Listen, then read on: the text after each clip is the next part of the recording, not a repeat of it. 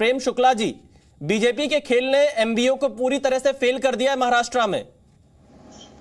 देखिए, बीजेपी का खेल नहीं है, ये आदरणीय नरेंद्र मोदी जी के नेतृत्व को जिस तरह से जनता का विश्वास हासिल है, उसके कारण स्वाभाविक तौर पर एनसीपी के विधायक दल ने भारतीय जनता पार्टी के नेतृत्व वाली सरकार को समर्थन दिया है।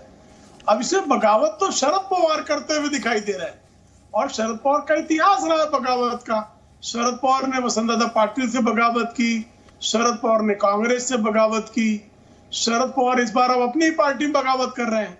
जब आपकी पार्टी के कार्यकारी अध्यक्ष, आपकी पार्टी के जो है विधायक दल के नेता, आपकी पार्टी के मुख्य सचेतक, ये सारे के सारे एक निर्णय लेते हैं विधायक दल में, तो बगावत कौन कर रहा है? खेल कौन करना चाहता है?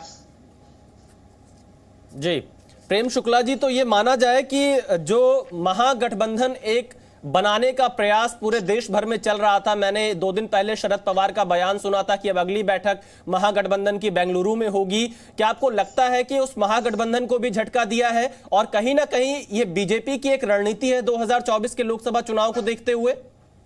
भारतीय जनता पार्टी की रणनीति है सबका साथ, सबका विकास, सबका विश्वास, सबका प्रयास। अब जो लोग एक जो है महागठबंधन के एकता का गुब्बारा उड़ा रहे थे, कैसे ही उनकी पार्टी के कार्यकर्ता, उनकी पार्टी के विधायक, उनकी पार्टी के नेता वो राहुल गांधी के अपरिपक्व नेतृत्व को अस्वीकार कर रहे हैं, यह इसका जीवंत प्रमाण है। प्रेम शुक्ला जी, क्योंकि आप महाराष्ट्र की राजनीति पर भी बहुत अच्छी पकड़ रखते हैं, मैं आपसे ये समझना चाहता हूं, जो उद्धव ठाकरे के साथ हुआ महाराष्ट्र में, अभी हमने देखा पिछले कुछ महीनों में, क्या वैसा ही कुछ शरद पवार के साथ होने जा रहा है? देखिए, शरद पवार ऐसा करने का प्रयास कर रहे हैं, बगावत करने का प्रयास कर रहे हैं। मुझे लगता है कि एनसीपी जो है वो पूरी तरह से, उसका विधायक दल और लोकतंत्र में जो है बहुमत का महत्व है। लोकतंत्र किसी एक व्यक्ति का नहीं हो सकता ना, लोकतंत्र की शक्ति है सामूहिक नेतृत्व की। सामूहिक नेतृत्व क्या है? सामूहिक नेतृत्व है अधिकांश विधायक कहाँ हैं, पार्टी के अधिकांश नेता कहाँ हैं, पार्टी के अधिकांश कार्यकर्ता अजीत पवार जी के शपथ ग्रहण के बाद जिस तरह का जल्लोष कर रहे हैं, वो क्या संकेत दे रहा है? लेकिन प्रेम शुक्ला जी, लोग तो कह रहे हैं बगावत अजीत पवार ने कर दी है, लेकिन लोग तो बता रहे हैं कि अजीत पवार ने बगावत कर दी है। मुझे तो दिख रहा है कि शरद पवार बगावत पर आमादा है। चलिए देखिए, आपको लग रहा है शरद पवार बगावत कर रहे हैं। मैं महेश चौहान का एक रिएक्शन लेता हूं, एनसीपी के प्रवक्ता हमारे साथ जुड़ रहे हैं। महेश चौहान जी, ये तो बहुत बड़ा खेल हो गया आप लोगों के साथ में। कहां कल तक आपके नेता महागठबंधन की बैठक आहूत कर रहे थे, बुला रहे थे, जानकारी दे रहे थे, और आज एनसीपी पर ही अजीत पवार ने अपना दावा ठोक दिया है और बीजेपी सरकार में शामिल हो गए हैं। नहीं, देखिए, ये अभी जो बात हो रही है, बगावत तो हुई है। अजीत पवार अपने साथ कुछ विधायक लेकर बीजेपी के साथ जाके जुड़ गए। उन्होंने आज शपथ विधि के समारोह में पार्टिसिपेट भी किया, शपथ भी ग्रहण कर ली। अभी जैसे कि अभी शरद पवार साहब ने अपनी प्रेस कॉन्फ्रेंस में कहा कि ये जो बगावत हुई है उसके पीछे भाजपा और नरेंद्र मोदी जी का 2 दिन पहले जो एक सभा में उन्होंने स्टेटमेंट किया था, वो स्टेटमेंट के ऊपर अगर आप गौर करें तो उन्होंने कहा था कि एनसीपी में राज्य सहकारी बैंक और सिंचाई घोटाला में 70,000 करोड़ से ज्यादा घोटाला हुआ है, और 2 दिन के अंदर जिन पर यह आरोप होता है उनको वो अपने पार्टी में लेते हैं, उनको शपथ दिलाते हैं। तो अभी आप ही सोचिए, ये अगर बगावत हुई है। महेश जी, आपकी पार्टी बचेगी या नहीं बचेगी? क्योंकि अजीत पवार ये दावा कर रहे हैं असली एनसीपी वो है, विधायक उनके साथ हैं और वो चुनाव चिन्ह उनके साथ है, और वो चुनाव जो एनसीपी का चुनाव चिन्ह है उसी पर आगे चुनाव लड़ेंगे। देखिए, अभी ये मामला कोर्ट में जाएगा, चुनाव आयोग के पास जाएगा। अगर उनको ऐसा, उनका ये कहना है कि उनके पास 2/3 मेजोरिटी है, तो उन्हें सिद्ध करनी पड़ेगी। वो अभी जब प्रूफ करेंगे तब ये मामला आगे आएगा। अभी तो सिर्फ हमें ये दिख रहा है कि 9 लोगों ने शपथ ली है। अभी देखते हैं और कितने विधायक। अच्छा महेश जी, मैं एक बयान पढ़ रहा था अभी इंटरनेट पर, सुप्रिया सुले का 18 अप्रैल का बयान कुछ मीडिया रिपोर्ट्स में कोट किया गया है, आप उसको दुरुस्त कर सकते हैं, सही है या गलत है। उन्होंने उस समय कहा था कि महाराष्ट्र और दिल्ली 2 जगहों पर बड़ा भूचाल आने वाला है सियासी। तो क्या ये वही भूचाल है? और कुछ जानकार लोग जो महाराष्ट्र की राजनीति पर नजर रखते हैं वो ये कह रहे हैं कि कहीं ये पीछे से शरद पवार का ही तो खेल नहीं है। नहीं, देखिए शरद पवार साहब का खेल होता तो वो खुद भी सामने आते, वो बाजू में रह के उनको क्या मिलने वाला है।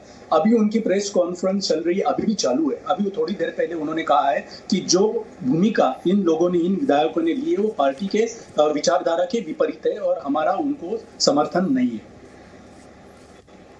चलिए, हमारे साथ संजय घाड़ी भी यहां पर जुड़ चुके हैं। शिवसेना की प्रवक्ता है उद्धव संजना घाड़ी जी, जो कि प्रवक्ता है उद्धव ठाकरे गुट की शिवसेना की। संजना जी, क्या देखा जाए, क्योंकि आप लोग इस दौर से गुजर चुके हैं महाराष्ट्र में। आज शिंदे जी मुख्यमंत्री हैं जो कभी आपकी पार्टी में हुआ करते थे, और अब अजित पवार जो कि काफी कद्दावर नेता, वो उप मुख्यमंत्री बन चुके हैं। क्या चल रहा है महाराष्ट्र की सियासत में? ये महाराष्ट्र की सियासत में ही नहीं चल रहा है, ये पूरे भारत एक संवैधानिक राष्ट्र, एक लोकशाही प्रधान राष्ट्र में चल रहा है, जो कि बहुत ही गंदी राजनीति और लोकशाही और संविधान को छेद देने का काम भारतीय जनता पार्टी कर रही है, और ये बार बार उसके उदाहरण सेट किए जा रहे हैं।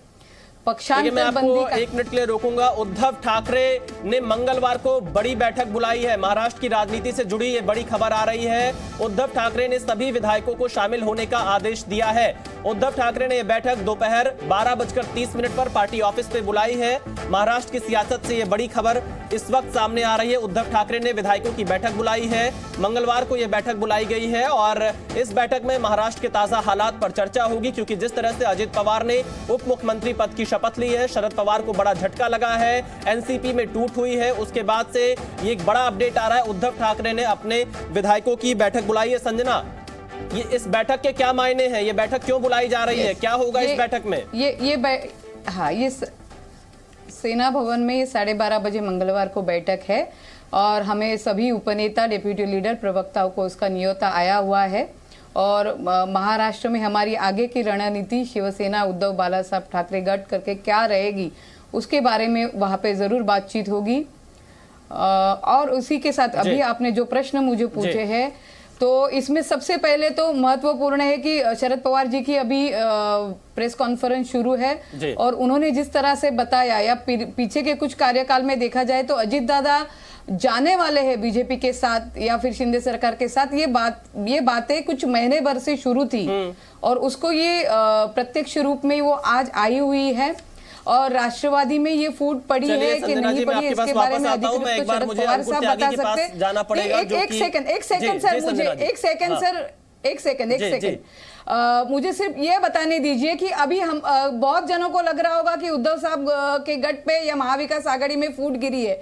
मैं तो अभी ये देखना चाहूंगी, जो एकनाथ शिंदे साहब ये कहते थे कि इसी अजित दादा पवार जी के वजह से हम लोग शिवसेना छोड़ के हम लोग अलग गठ बनाए हैं, तो आज वो क्या करने वाले। जी न्यूज़।